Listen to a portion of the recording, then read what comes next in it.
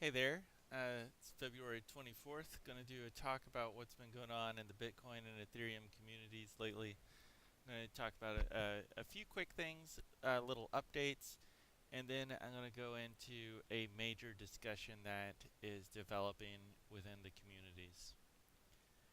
Okay, um, first of all, uh, just a little scam that's been going around is that it probably won't appear on my screen, but everybody's Twitter account, they're getting these little scam messages underneath it that say, send me Ether and I'll give you Ethereum back.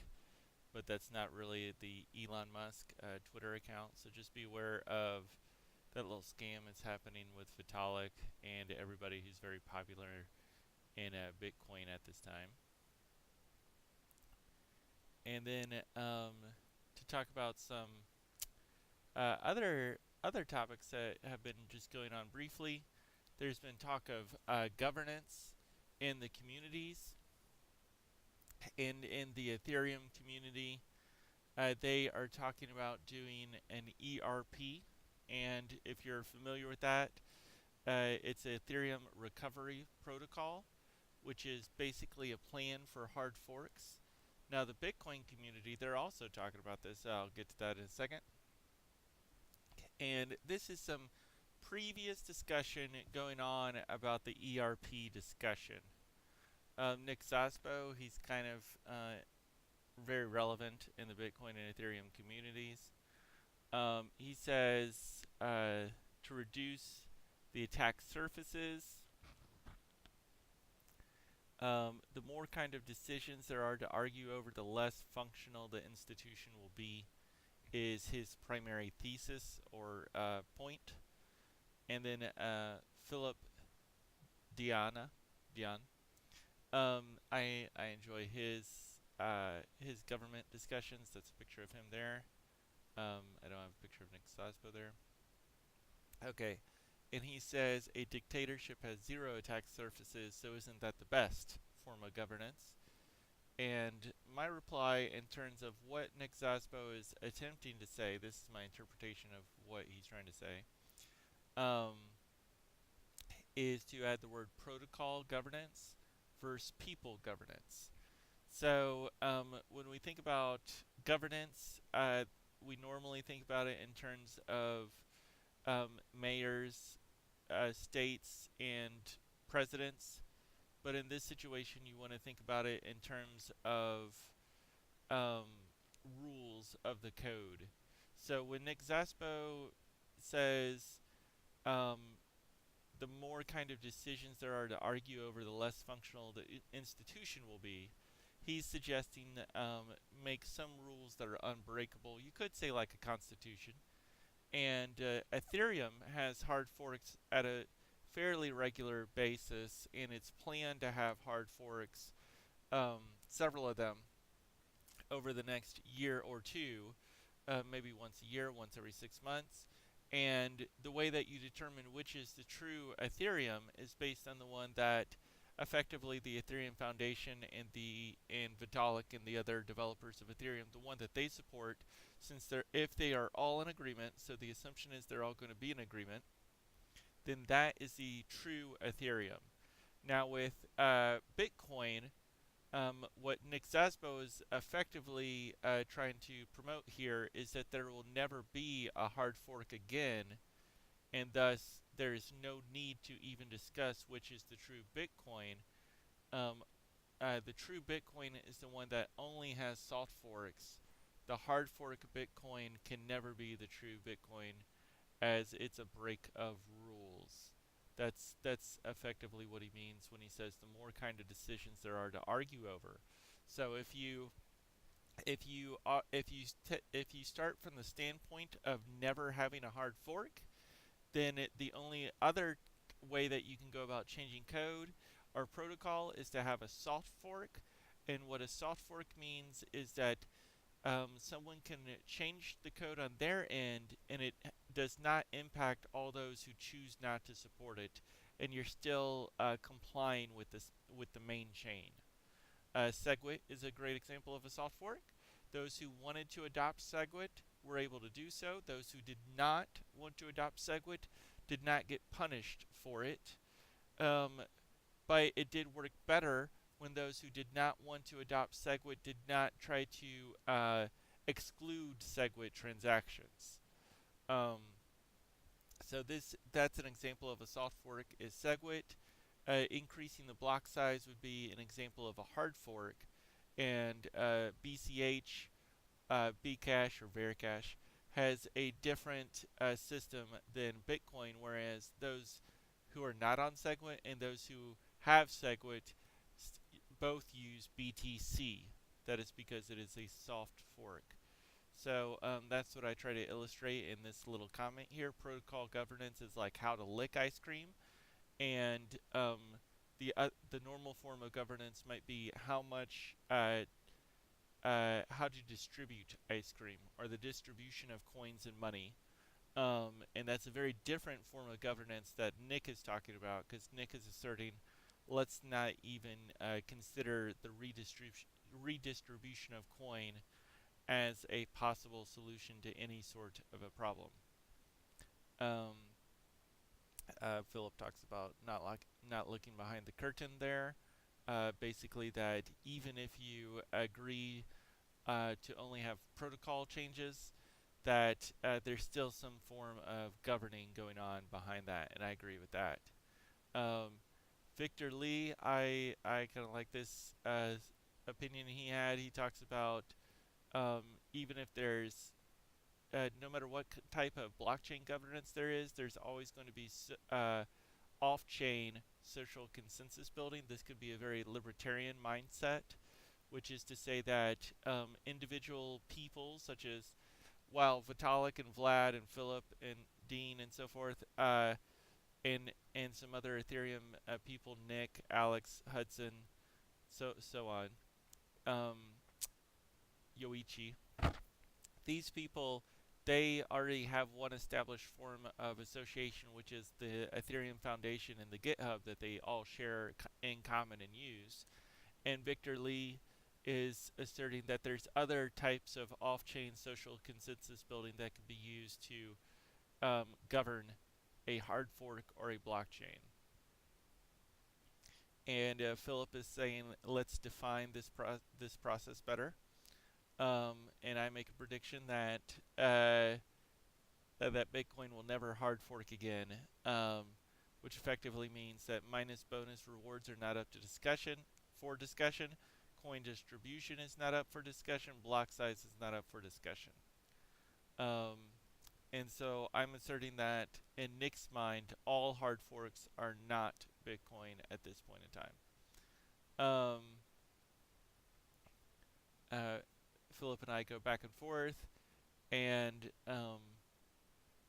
anyways, so that's a little bit of some precursor into the debate going on, and I'm going to say this briefly.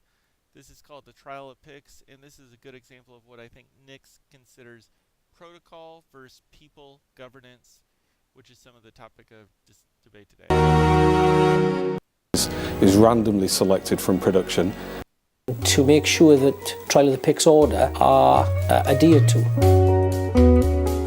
Okay, so the main thing I want to emphasize here is that while there is so my name is Phil Hawkins. While there is a governing body here, the range of decisions, and they have all these like court people, the range of actions and decisions that they're doing is just weighing coins and measuring coins. So this can be analogous to computers performing hash functions or nodes verifying honest transactions. So I think this is a good example of what Nick considers governance, whereas a lot of us might consider voting and coming to an agreement via a hierarchical system is a form of governance. Nick is asserting just Bitcoin continuing to work is sufficient form of governance. Okay, so 51% attack. Let's go into that. So I'm going to play a little bit of Andreas's 51% attack. Now, I'll also be covering the Bitcoin white paper here in a little bit, because this also talks about this issue quite a lot. And one thing I want to emphasize in the Bitcoin white paper is that they draw a lot of percentages about a 51% attack, and they don't even draw percentages for 51%. They assume that the most that a single entity could ever control is roughly 45%. Um, with a 51% attack, it is actually quite a different scenario. And the main thing that I want to emphasize here is Andreas's simplification of the matter is very much overly simplified. As far as I'm concerned, I'll explain what I mean after we listen to his point. Disrupt the blockchain. Yeah, I don't worry about that at all. This cannot be done with Bitcoin anymore. This is something that can only be done with nascent altcoins. Bitcoin has achieved a level of computing that no single nation state can overthrow it through computation alone. The effort to do so would require a massive covert operation of chip fabrication, then the coordinated assault that would give them dominance over the next block for 10 minutes until we kick those bastards off the network, rework the protocol around them. They would be revealed. They would have lost $1 billion doing this, and all they got to do was one double spend. Now, okay, just to pick apart the technicals of what Andreas asserted just then, is that there would be that we'd realize the double spend within one block's worth of time, which equates to 10 to 20 minutes, whatever. And Andreas asserts that it would cost $1 billion, and he assumes, for talking purposes, that the 51% attacker has no pre-investment in hardware, so he introduces it with the assumption that the 51% attacker needs to first acquire hardware. However, realistically, they would acquire hardware first before they do the 51% attack, granted. Here's the thing. Long before we get to that point, they figure out that if they just let this stuff run, they can actually get some Bitcoin as a reward, because the incentive structure actually works. Okay, so there's no real more added information. He just kind of goes on about how getting Bitcoin honestly is better than stealing Bitcoin. So I'm going to go into the white paper briefly now. So I'm going to, let's see if I can make this screen capital set, the full thing. Okay, whatever, good enough. Okay, so let's see if this works. So I'm going to go into the white paper just briefly for the Bitcoin white paper, and I'll show you how to read it regarding these computations here, and I'll also read some of the more interesting aspects of the white paper regarding the concepts of governance and attacks. So you can kind of jump to the conclusion here in the white paper if you want to see where Bitcoin talks about these ideas and the concept of a 51% attack. I highlighted a few little portions that I'll kind of read to help summarize it here. Not sure how well that's really viewable on screen, but that's fine, doesn't really matter. This section sort of does matter. So I kind of summarized how to read it. Q is reference to percent of hash power. So if Q was 1, then somebody would have 100% of hash power. Q as 0.3, 30% of hash power. Z equals number of blocks. So you can think of a block as occurring in 10 minutes. So 5Z is 50 minutes of time. And then 99% of accuracy. So if you want greater than 99% accuracy and someone is trying to fabricate with 30% of hash power, then it takes roughly 3 hours to achieve 99% accuracy. So that's what's the purpose of reviewing these calculations that are presented in the white paper? Well, the purpose, one, hopefully I understand it correct, so you can verify this yourself to see if I'm explaining it well. But also, it's important to see what is the true concern of the 51% attack in terms of probabilities. Now, I have not done it here. Hopefully someone will do it in comments or in discussion. But let's talk about what they present here. So in the white paper, with 30% attack, in order to get greater than 1 in 8 or 7 in 8 chance of discovering the double spend, it takes approximately an hour. So that's the main emphasis there. For 7 out of 8 to be correct, it takes roughly 1 hour if the person only has 30% of the hash power. It goes on to say that if you want a probability of 99.9% accuracy, so 999 out of 1,000 are accurate. If someone has 45% of the hash power, it would take approximately, I don't even have it here, but approximately 2 days.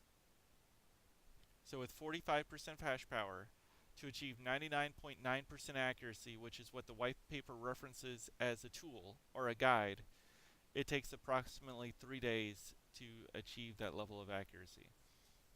However, socially, we can say that maybe 7 out of 8 is a very reasonable level of accuracy. And with 30% of hash power, that takes 1 hour. And if someone has 50% of hash power, I did not calculate this like I mentioned, but it goes up from, for 10% of hash power, it takes 1 block. For 30% of hash power, it takes about 6 blocks to get that level of accuracy. And so you can see the level of escalation there.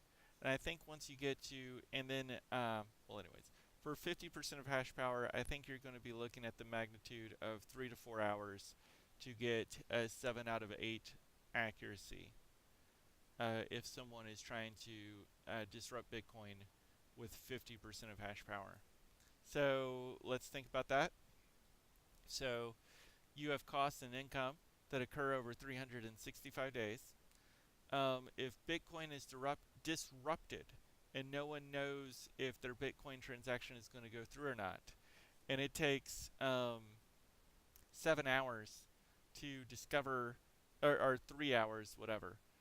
It takes approximately 3 hours to discover which is the true Bitcoin, and then you have to create a fork chain, and then you have to exclude that person's key. So we'll go over this a bit in terms of the options that they have when it comes to disruption.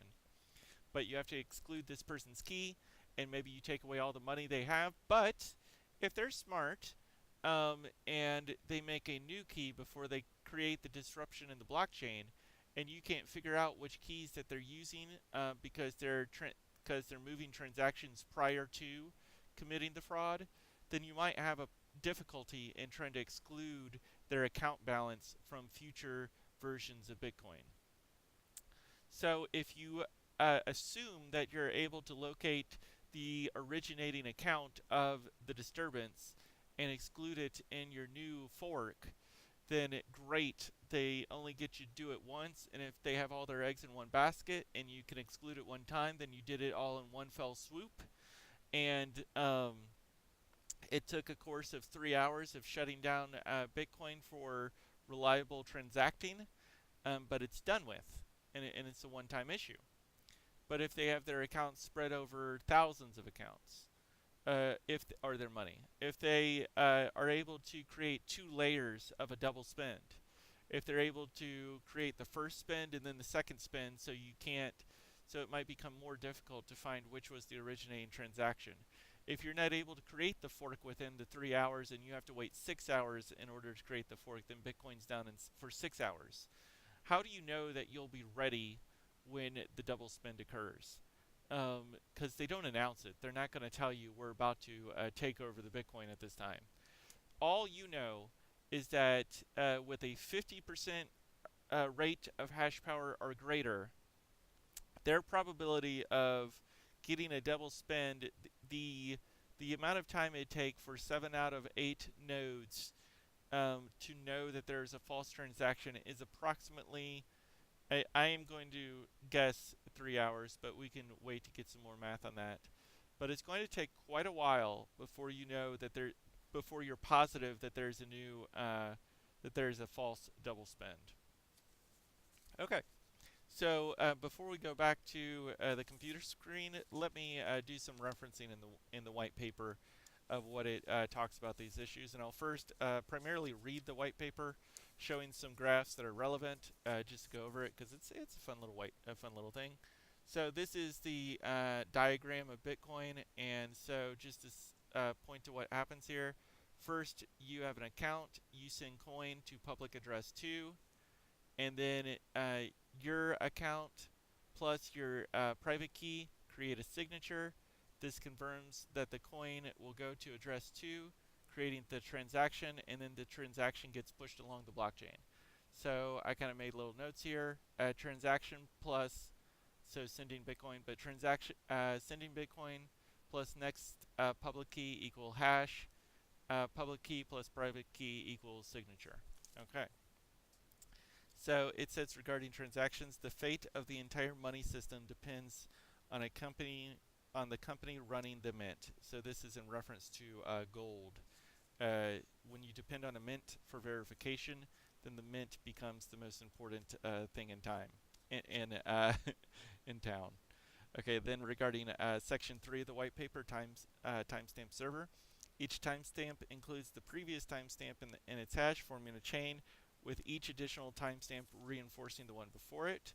This just references how do you know which block came first. You use timestamps using, I think it's consensus timestamping, where you take the average time of all the nodes run. And then the blocks don't need to come in exact order, but so long as, since Bitcoin is reset every 2 weeks or 216 blocks, it takes the average time over that 2-week period. So sometimes some blocks might have out of order timestamp, but it doesn't affect the resetting of the difficulty terribly much. So section 4 regarding proof of work, Bitcoin uses atom backs hash. And just to go over that, if the majority were based, so if you used IP addresses, which is like a master noding type of system, or you don't have to use master noding, but it's a round robin way of awarding block reward or block bonuses. So with an IP system, if you take the assumption that every house has an IP address and one IP address per house, then you can randomly give the Bitcoin bonus reward to each IP address. But if that's not true, which it's not true, just so you know, then one person can acquire thousands of IP addresses, and they will randomly get 1,000 times more than everybody else. However, the ability to acquire an excessive number of IP addresses other than America is actually quite difficult, as far as I know. Yes, China can combine all the IP addresses that they're allocated into one giant IP address, I guess. I don't know. But they are kind of fairly well distributed around the continent. America has a much smaller population relative to the number of IP addresses that they were awarded. So in America, you can get one IP address per person, but in China, you definitely cannot. And so the main thing I want to emphasize there is America or China does not have 51% of all IP addresses. So while IP addresses are not perfectly distributed by any means, it is not that one nation over another has more than 51% of IP addresses. Okay, so if the majority were based on one IP address, one vote, it could be subverted by anyone able to allocate many IP addresses. One proof of work is essentially one computer, one vote. If a majority of computing power is controlled by honest nodes, the honest chain will grow the fastest and outpace any competing chains. Difficulty is determined by a moving average targeting an average number of blocks per hour. If they are generated too fast, the difficulty increases. So the difficulty is changed every 2 weeks or 216 blocks. And it mentions here honest nodes. So honest nodes, in Bitcoin, they mean uncoordinated nodes. When you refer to honest nodes, it's referring to uncoordinated nodes. So at the current time in Bitcoin, over 51% of the nodes are coordinated nodes. So we can assume that they are mining power, I should say. Nodes and mining power are different. But the nodes are more uncoordinated than coordinated. So the nodes are honest. And so this goes into, now it says if the majority were, so it says one CPU, one vote. Proof of work is essentially one CPU, one vote. Now this statement is completely not true today. This is a completely false statement in today's world. Proof of work is essentially one CPU, one vote. So this is an ideal behind Bitcoin that is not factually correct, or it did not manifest in the functioning of Bitcoin. Proof of work is not one CPU, one vote at all. Nodes are one CPU, one vote, roughly, because noding is fairly well distributed. There's no one who has more than 50% of the nodes, as far as I know. But proof of work, if you have ASICs, which they do in China, then you have over 50% of the vote. So that's an ideal that did not manifest in reality. Moving on to section 5 of the Bitcoin white paper.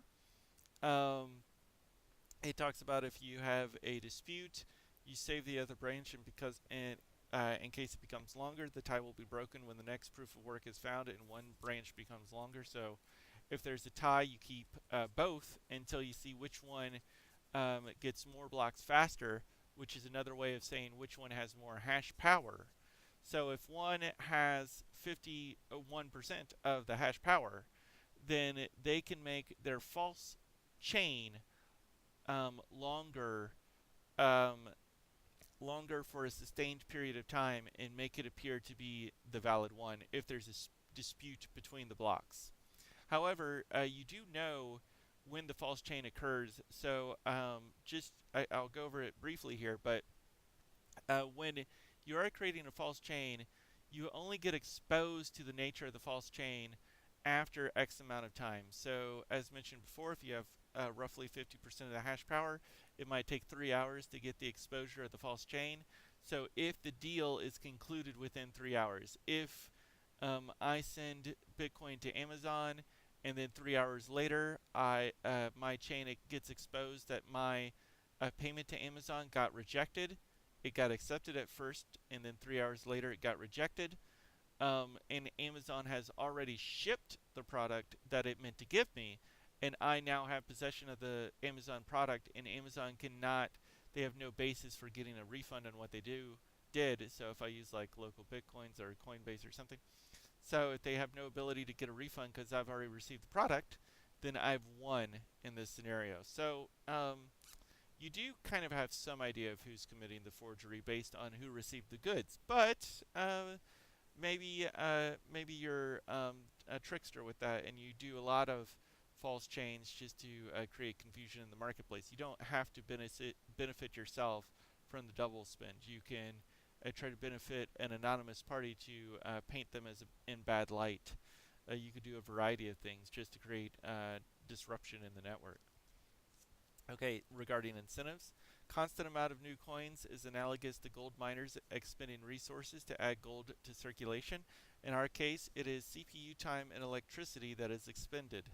So gold miners, in order to get more gold, they share the gold with the world, buy equipment, which helps them mine more gold. So this is a way to get gold distributed to the system so that gold miners don't hoard all gold that they discover. If a greedy attacker is able to assemble more CPU power than all honest nodes, he would have to choose between using it to defraud people by stealing back his payments or using it to generate new coins. He ought to find it more profitable to play by the rules, such rules that favor him with more new coins than everybody else combined, than to undermine the system and the validity of his own wealth. So, to talk about this briefly, this is talking about what are the options. He can defraud people by stealing back his payments. So this is the main system of fraud that he can commit, stealing back his payments, or use it to generate new coins, or using it to generate new coins. I'm not quite positive what he's talking about there, but maybe somebody creates 4 or 5 blocks back to back to back, and they create a lead time and they can discover new bitcoins in a very quick rate. You might have noticed that, well, I noticed anyway, and some others in the Bitcoin community noticed that there's a point over the last month or two where 6 or 7 blocks were discovered within 10 minutes. So it's supposed to be 6 blocks over the course of an hour, but there is a period where 6 blocks were discovered over the course of 10 minutes. So what could happen is that someone can discover these blocks ahead of time. They can wait 8 minutes and then release their secret block that they have stored up, and effectively have people set an hour behind um, in terms of trying to discover the next block. And if they can stay ahead perpetually, if they can perpetually stay ahead, then there's no ability for anyone else who's mining to ever earn reward on their chain, because they have these secret blocks stored up, which is the cumulative mining reward. And since they know that the mining reward is supposed to be released every 10 minutes, they can space their blocks to every 8 minutes. And since it won't be reset for another 2 weeks, they can do this for quite a while to earn 2 weeks of all the new Bitcoin reward, which is quite a significant amount of money at this point in time. Let's go ahead and get a rough calculation of what is 2 weeks of all the Bitcoin reward. It's approximately $250,000. Wait, not $250,000, $250,000,000. So 250 million. Yeah, I think that's right. I'm gonna check that one more time.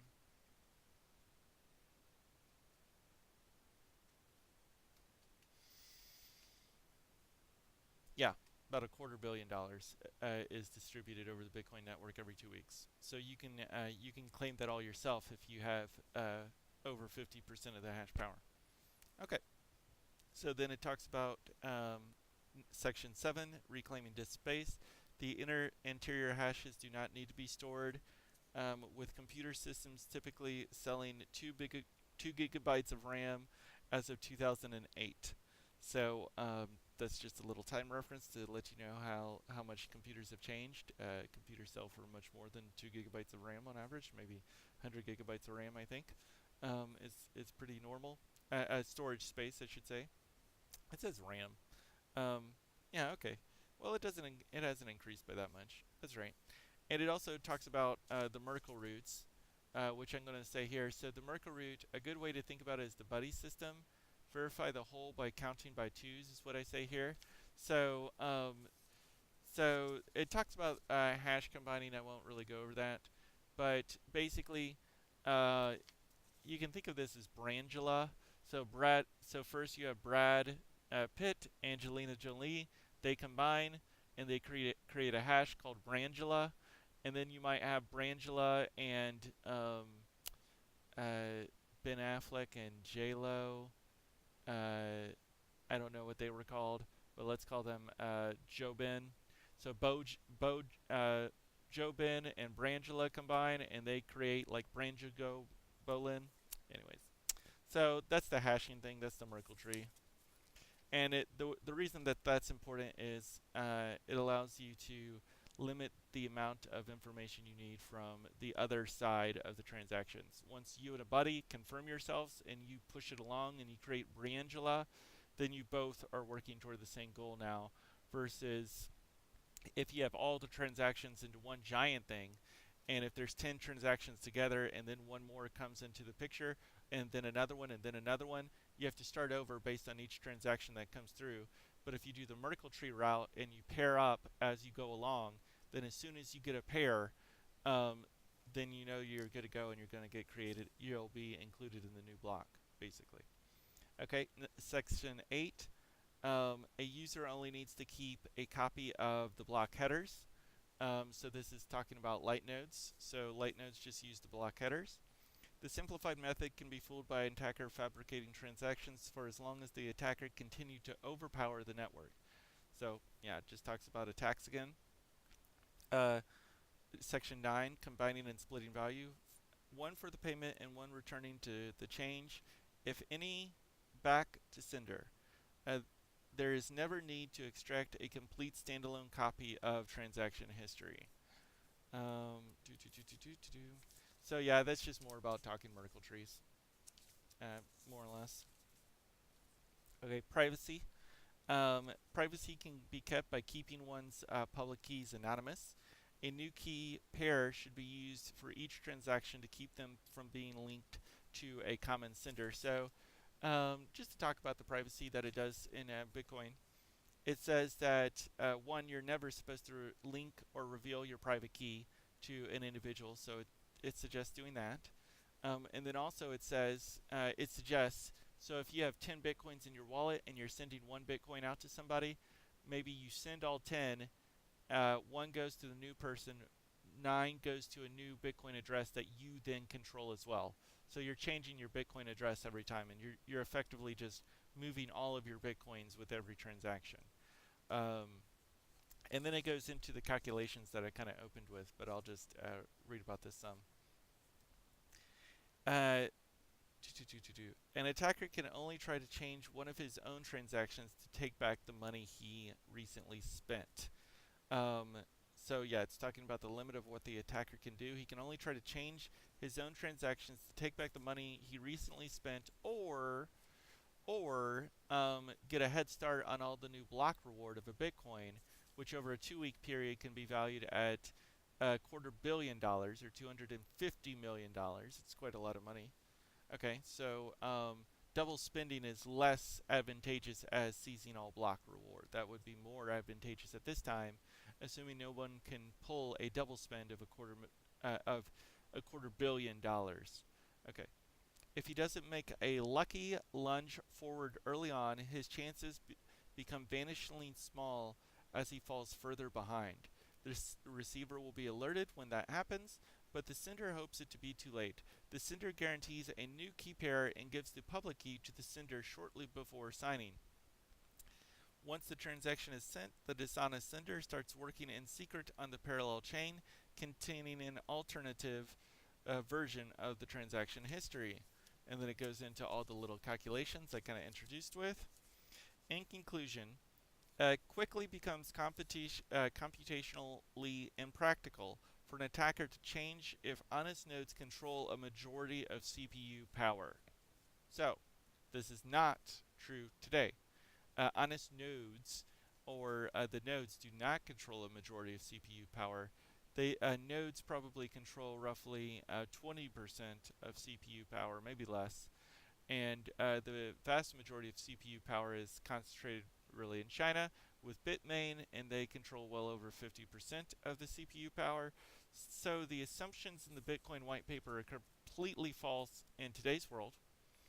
And just to finish up with the white paper and cover references, I'm just going to do them in the order of which they were discovered in time. Probability theory in 1957 by Feller is referenced. Public protocols of public key cryptic systems in 1980 by Merkle, the Merkle tree. That's in 1980. And then we got timestamp of digital documents by Haber.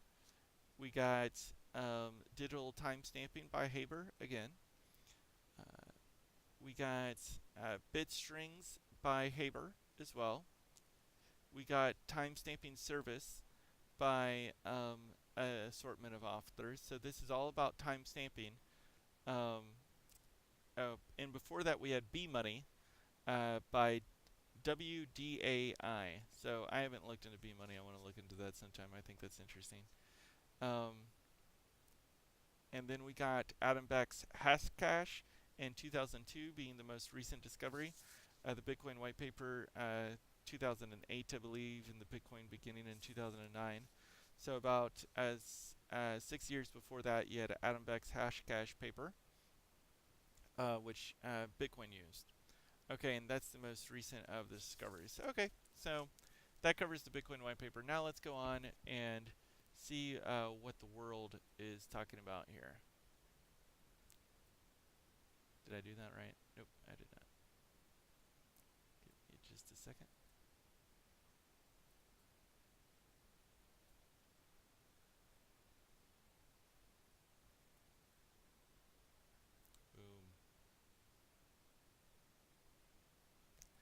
Okay. All right. So let's go through here and kind of see what we're talking about, and what the community is talking about. Cobra is the owner of Bitcoin.org, and Cobra has released 3 papers as of late on Medium. One in November, one in December, one in February. So what Cobra says, in November there will be 3 blockchains. Have your popcorn ready. The evil 2x corporate takeover, so he's not a fan of the bigger blocks, if you're familiar with the big block thing going on.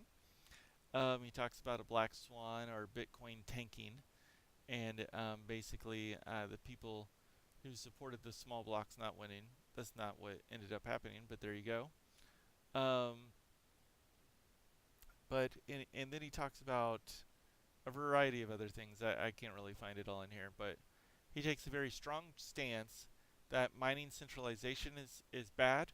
It is against the Bitcoin white paper largely, but he takes a strong stance that mining centralization is bad. And then I am going to read his open paper mostly in full because it's quite interesting. It's not terribly long, but it also has some strong language that I don't want to take out of context too much. So Cobra, an open letter to the Bitcoin community to change the proof of work algorithm.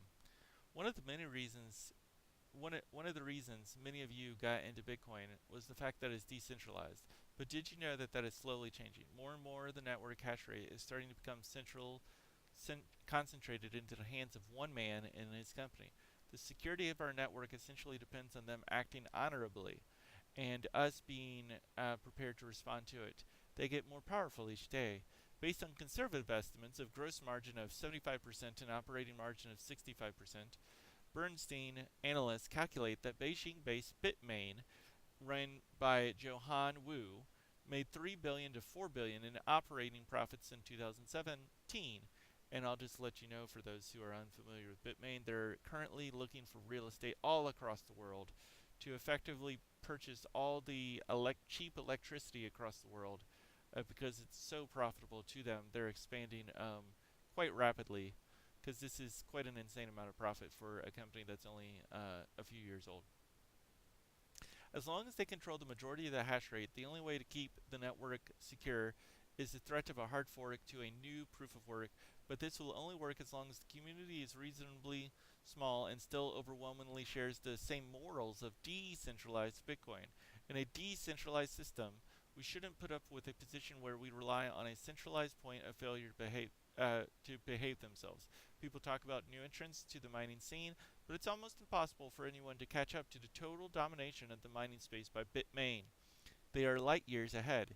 That $4 billion of profit that will be used to build even better hardware, allowing them to further dominate mining for the foreseeable future and likely buy stakes in their competitors.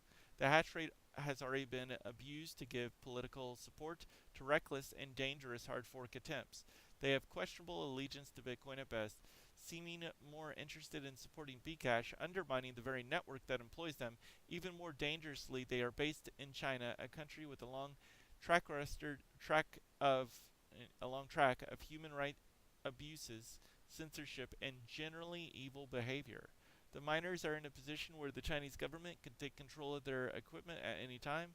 Sometime they will no doubt do something that they will no doubt do if Bitcoin grows enough to people to allow them to use the control of the hash rate to push a Chinese geopolitical agenda. The more Bitcoin grows, the harder it becomes to hard fork. If it's this bad right now, it could be even worse in a few years' time. But by then it will be too late. We don't want our transactions being decided by the Chinese government. The solution is to adopt a new hybrid proof of work system, possibly with a combination of POS combination and choosing algorithms that are very easy and simple to build ASICs for. The playing field needs to be even again and structured in a way where it's harder for one entity to dominate. The truth in that proof of work provides very little security if it's distributed effectively. If it's distributed effectively among multiple independent participants. This is historically why mining pools were very careful to avoid accumulating too much hash rate. But now we have a situation where one man controls the majority of hash rate. And we are okay with that so long as he behaves himself. Imagine if someone followed you around with a gun pressed against your head and you were okay with this because he incentivized to not shoot me because of the threat of jail. People would call you stupid and crazy, yet when it comes to Bitcoin, we're totally fine with thinking along those lines. Economic incentives only work when broadly applied to many participants. If the mining was distributed among 100 independent miners, each with 1% hash rate spread all over the world, you can trust economic incentives to work as expected. It's much less likely for something to happen that would take control of 51 of these miners. However, if you have 3 miners who control matter who matter with 2/3 of them in one country, these incentives break down. Maybe their government takes their equipment, or they are insane, or they are just evil. This mining problem is the root cause of all Bitcoin's problems. It's the miners that have supported every hostile attempt to take over the network. It's the miners who block new features for their strange political agenda. It's the miners who lend support to altcoins that undermine Bitcoin. We need to get rid of them while we still can. They're no longer a useful part of the community. Hard forks are scary, but let's not be afraid to at least try to build consensus when we can all see the problem right in front of us. This is Cobra, co-owner of Bitcoin.org and BitcoinTalk.org. So, so um, the community has not had a terribly positive response. I won't go into that too much. But anyways, it's a very scary subject to the community, the idea of having a hard fork.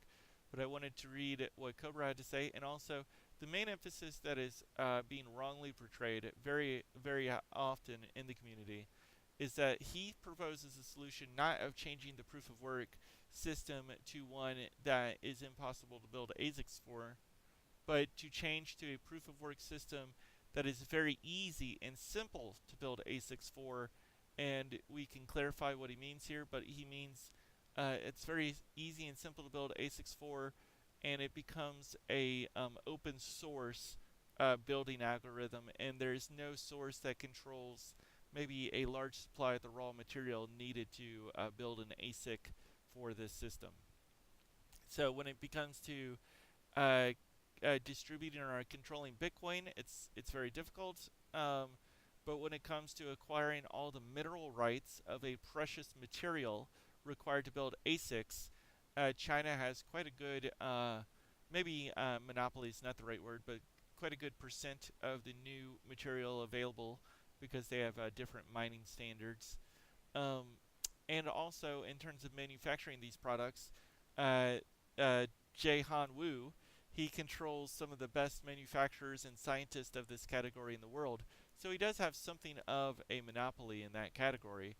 And it seems like Cobra is proposing creating an open source ASIC manufacturing system and changing to a proof of work and possibly proof of stake combination that is reliant upon this easy and simple ASIC system that is open source. Bitcoin Gold had a similar type of concept, um, and they wanted to use GPU mining versus the standard Bitcoin mining. Now, the difference between Bitcoin Gold and what Cobra is proposing is that in Cobra's model, you would have to create the open source ASIC first and then switch to that, where you got the patents confirmed to be open source. Whereas if you switch and then attempt to defeat Jihan Wu in creating the open source mining algorithm before he can patent the technology, you will be guaranteed to lose. Okay, here's Cobra's post about it. Here's Jihan Wu, the man who acquired $4 billion last year, so quite a good capitalist. And here's Cobra, he's just an image. Okay, Jihan Wu says, which job is your priority, to rewrite the white paper or change the proof of work? White paper will never be rewritten, but proof of work will definitely be changed. That is cool. When you achieved it, Bitcoin's market share in the cryptocurrency will fall under 10%. Good luck. So this is the lead miner of Bitcoin, the one who acquires more than 51% of all Bitcoins currently. He's in corporation. He says that if you attempt to kick me out, Bitcoin's market share will fall to under 10%. It's currently around 40%. So he's suggesting that Bitcoin's price will fall from $10,000 to $2,500, basically less than Bcash, which is another coin that he supported quite a bit, and that's referenced in Cobra's attack by the miners. Glad you acknowledge it's a matter of when, not if, regarding the market share. I'm sure the market will love a more decentralized Bitcoin. That might be a little bit questionable. Jihan Wu controls already probably 10% of all Bitcoin. So if he was to sell $10 billion worth of Bitcoin and we were to have to purchase it, or if we were to increase the Bitcoin price while he owns maybe 10% of all the Bitcoins, then he gets all that profit, and his $10 billion sell order can become a $20 billion sell order if the price of Bitcoin doubled. So it is very difficult to actually hurt someone unless you were to take over their Bitcoin account if you knew which was his Bitcoin account. Okay. And he says, "Why are you playing these political games?" and he says, "Ethereum's great. Why don't you do what Ethereum is doing?" So anyways, so this is the stuff that's going on, and people of I would say naturally are kind of against this idea. People are against change. Chris Wright, who claims to be Satoshi, and he tells everyone he is Satoshi. He says Bcash is the best, basically. So it's just kind of funny. So, but Jihan Wu is a very big player. I didn't really click on his. Here, let me go ahead and click on his profile just so you can see the confirm if you're unfamiliar with who Jihan Wu is. Co-founder of Bitmain, Beijing, China. Okay, so that's Jihan Wu. So that's good there. And then to go back to Cobra's profile, let's just see what Cobra has been up to. He's been making a lot of posts today. Some of his follow-up posts have been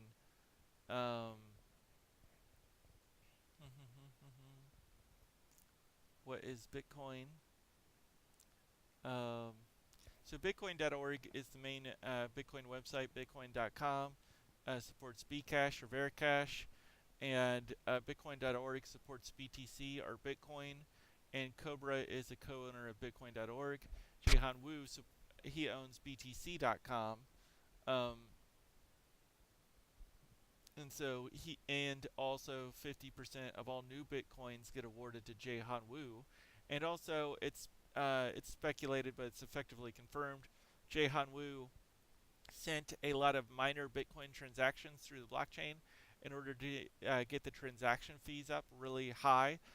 Since he had 50% of the hash rate, he got 50% of the transaction fees. So sending these little false transaction fees, increasing the transaction fee for everyone, created more money than he lost through sharing his transaction fee with some of the people who were able to get the transaction fee rewards.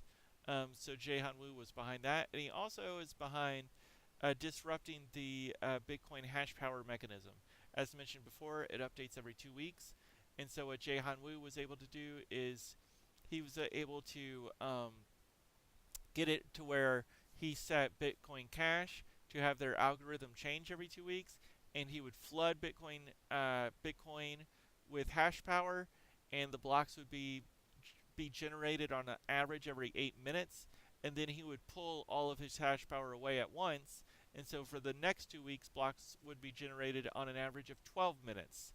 So this creates a backlog in transactions because 8-minute blocks process transactions faster than 12-minute blocks, and then also it creates disruptive mining profits because when you're getting block reward, which is 250 million roughly every 2 weeks right now, when you get that, when that goes down from 400 million to 200 million, then the hash rate of that you're able to support on the blockchain changes dramatically. Now, for those who are unfamiliar with how the transaction fee has been changing for Bitcoin, we are now to a rate where 1 Satoshi per byte will get a Bitcoin transaction through over the course of a day or two. And for the last week or so, the Bitcoin block reward, transaction fee has been down to 1 Satoshi.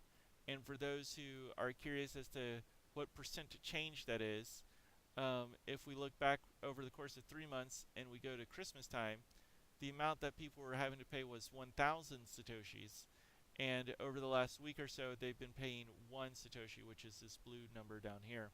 And 1 Satoshi is effectively the minimum transaction fee. So it was 1,000 times more to send Bitcoin during Christmas. This was partly the work of Jihan Wu's Bcash attack, partly. Now, with SegWit adopted on SegWit and batching of transactions on Coinbase, it is very likely that we will stay at 1 Satoshi per transaction fee confirmation within 24 hours for the next foreseeable future. However, if you own 10 Bitcoins, then you own a billion Satoshis. So Jihan Wu can send 1 billion transactions back and forth at the cost of 1 Satoshi, at the cost of 10 Bitcoins. He can send a billion transactions back and forth just to try to tie up the network, even though he would lose 10 Bitcoins worth of value. He's competing for $250 million every 2 weeks. And in terms of Bitcoin, that's 25,000 Bitcoins every 2 weeks. So he has quite a few Bitcoins to spend. And since a transaction costs 1 Satoshi, if he wanted to just attack a new network, he could flood it with miner transactions for quite a while, just to annoy and mess people's lives up. Okay, so Cobra again references China being a big threat, and so that's about all I wanted to show there. And here's some public discussion of it. Miners are not evil, is what this person says. Changing the mining algorithm can help. So the main argument that they say is that there's a competition. So if you change the to another thing that doesn't use ASIC, then the centralized miners will still acquire that one as well. And then you'll just be left with the same problem. But what Cobra argues is that you create an open source ASIC mining platform that is the fastest in the world, and you patent it as open source, so no private person can build a patent on top of it and block other people from creating that that type of hardware. So a lot of people either choose to ignore that or they miss out on that. I am not sure. Okay, and this was introduced. Cobra, miners are evil. We need to get rid of them. Open letter to the Bitcoin community. So this is a very biased comment by Crypto Nicholas. He did not say miners are evil. He said the centralized control of mining is evil, which is referenced very quite frequently in the Bitcoin white paper. That it doesn't even run through a scenario where someone really controls 51%.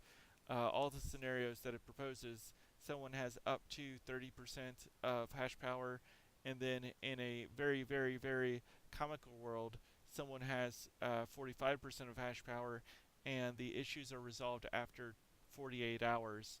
So that's a very strange situation to assume that this is a happy amount of time to figure out which is true and which one is the false Bitcoin after 2 days worth of trial.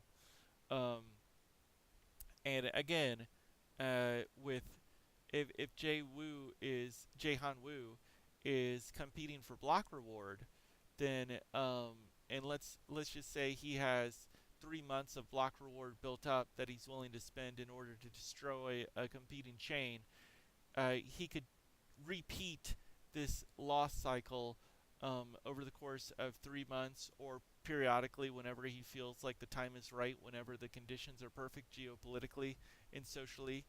Reddit censorship, perhaps Twitter censorship, perhaps the sudden change in leadership, whatever.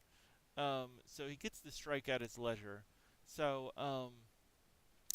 a lot of these assumptions that are kind of presented in the white paper regarding the possibility of attack do not even take into account a Jihan Wu style of attack. They assume that no one ever controls more than basically 30% of the hash power, whereas Jihan Wu has 50%. Okay. Andre Annapolis says what he says, and everybody's just outstanding dude. Andreas for president. I've never seen him kill it like this. I will play again what he says, just so that you can kind of think about what he says a little bit more, considering the reality versus the way that he describes it, if he's describing reality accurately. So David Harding, he goes on to attack Cobra. Again, you see Cobra getting attacked over and over again in social media. He references that Cobra has 43 commits, whereas many other people have a lot more commits than Cobra does. So this is reference to GitHub, and this is reference to how much work he's putting in. So he's saying that Cobra is not doing his share of work, and Cobra says, I devoted countless hours. Not everything is a measure of commits. It's telling that you resort to personal attacks rather than debating ideas. So I agree with Cobra here. Not every commits. If you're making minor commits and you push them through on a regular basis, like basically like proofreading a paper or a fact page, or translating from English to Chinese, or translating something from Windows to Linux, then maybe those sorts of commits create a lot of authorship and can really bump up your numbers. Whereas creating the original code, like for example the Bitcoin white paper, writing the original Bitcoin white paper and providing the original Bitcoin code, even though it's technically only one commit or two commits, it's a lot of value, and everything else is built on top of that. So whoever creates the original commits, those are more valued than the people who create the copies or the translations, as it's referenced. Okay, so it's not really talked about at Bitcoin very much. So I'm going to replay what Andrea says. So the question is reference to 51% attack, and the main thing that I want to emphasize in terms of what he says, which I believe to be quite falsely portraying the concept of the attack. He asserts that it would be discovered within one block. I think a more accurate statement is 3 hours. Nation state that has interest in just actively destroying Bitcoin to make their own, super rigs and design chips and just throw hundreds of millions or billions of dollars to intentionally disrupt the blockchain. Yeah, I don't worry about that at all. This cannot be done with Bitcoin anymore. This is something that can only be done with nascent altcoins. Bitcoin has achieved a level of computing that no single nation state can overthrow it through computation alone. The effort to do so would require a massive covert operation of chip fabrication, then the coordinated assault that would give them dominance over the next block for 10 minutes until we kick those bastards off the network, rework the protocol around them. They would be revealed. They would have lost $1 billion doing this, and all they got to do was one double spend. Now, here's the thing. Long before we get to that point, they figure out that if they just let this stuff run, they can actually get some Bitcoin as a reward, because the incentive structure actually works. And so I'm not worried about that. And a lot of people are watching the blockchain. And as I said before, what are they going to do? So they take over and they fork the blockchain and they go somewhere, right? They've created an alternative blockchain. Great. What are we going to do? Who's going to join the NSA blockchain? Anybody want to jump on FedCoin? So we're all going to stay on the old fork. Difficulty will go down. It will get more profitable for the miners who stayed behind, and we'll carry on with our coin, and they can go mine whatever the hell they want on their alternative blockchain. They achieve nothing. They can't make protocol changes because we, as I said, 5 constituencies in consensus, and it would take $1 billion to pull the most ridiculous Keystone Cops failure in history. Plus, this would actually require government that can do IT.